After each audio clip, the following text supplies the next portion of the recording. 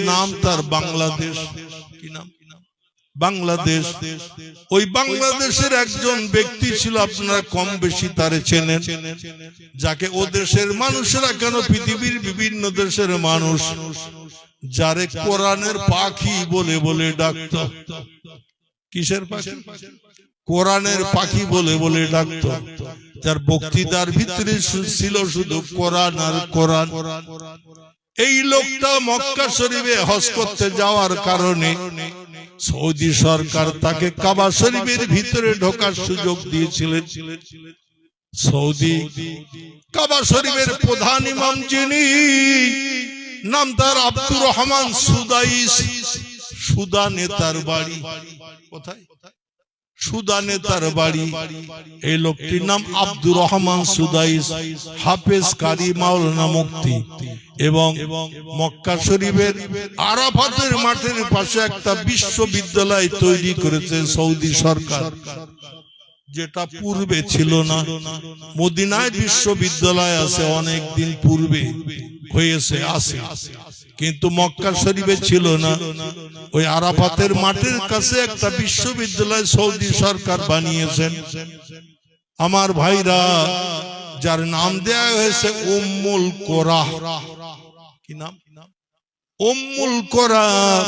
পায়ে হেঁটে ঘুরতে গেলে 24 ঘন্টা সময় লেগে যাবে এ মাথা থেকে ও মাথা বাউন্ডারি করে ঘুরে আসতে। জোরে বলুন একটু সুবহান।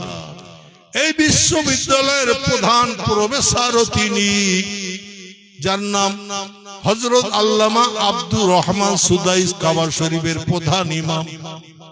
আমি অদম 2002-তে যখন গেলাম হজ পাকের উদ্দেশ্যে, 2007-এ যখন গেলাম, আবার 2011-এ গেলাম মক্কা শরীফে। ওই লোকটা যখন জামাতে নামাজ পড়ায়, বলি আল্লাহ, প্রধান ইমাম কখন নামাজ পড়াবে? এইভাবে কামনা করতে করতে কাবা শরীফের চাতলে যারা কামনা করে, আল্লাহ বিদ্যুতের মতো তাদের দোয়া কবুল করেন। জোরে বলুন একটু সুবহানাল্লাহ। 2 দিন 4 দিন হতে হতে হঠাৎ দেখি সৌদি পুলিশরা ব্যারিকেড করে ওই মুয়াজ্জিন যেখানে দাঁড়িয়ে আজান দেয় দক্ষিণ দিক থেকে, ওইখান দিক থেকে বার করে নিয়ে এসেছেন। কারণ জাবালে রহমত পাহাড়ের তলায় সৌদি সরকার বিল্ডিং করে ইমামদের বসবাসের জায়গা করে দিয়েছেন, ওখানে থাকার জায়গা করে দিয়েছেন জাবালে রহমত পাহাড়, যেটার নাম আবু কোবায়েস। আবু কোবায়েস। জোরে বলুন একটু সুবহানাল্লাহ। পৃথিবীতে প্রথম আল্লাহর আসমানি রহমত মক্কা শরীফে আদমের দোয়া আল্লাহ এখানেই প্রথম কবুল করেছিলেন। জোরে বলুন একটু সুবহানাল্লাহ। এই পাহাড়ের পাদদেশে ওইখান থেকে ইমামকে নিয়ে আসে আব্দুর রহমান সুদাই। যখন কেরাত পড়ে, এমন কোন হাজি নাই, এমন কোন মুক্তাদি নাই, তার কেরাত শুনে চোখের পানি ঝরে না। যেখানে আযাবের কথা লেখা, আব্দুর রহমান সুদাইস কাঁদে আর পড়ে। যেখানে রহমতের কথা লেখা, বুক ভরা আশা নিয়ে পড়ে। যেখানে আল্লাহর জান্নাতের কথা লেখা, তার মুখে যেন মুস্কি মুস্কি হাসি ঝরে। চিল্লায়ে বলুন একটু সুবহানাল্লাহ। আর আমরা শুরু আর শেষ সূরা কেরাত পড়ি, কোথায় কি লেখা আছে অত আমরা খোঁজ খবর নিই না, ঠিক কি না?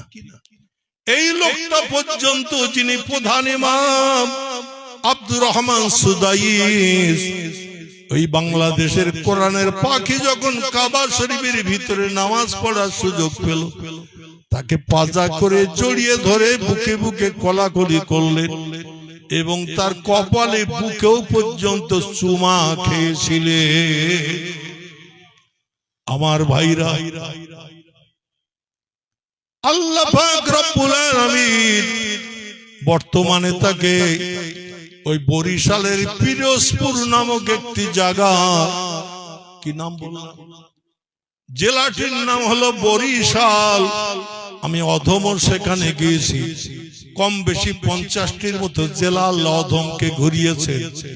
আবার ওই বরিশাল থেকে নদী পার হয়ে ভোলা বলে একটি বড় দ্বীপ আছে, যেখানে 2 থেকে 3টি থানা আছে দ্বীপের ভিতরে, 2 থেকে 3টি থানা, প্রায় 80 কিলোমিটার রাস্তা 4 চাকা গাড়িতে চেপে সেই দ্বীপে গেছি। আমি বললাম, ভাই এখান থেকে কত দূর দ্বীপের শেষ?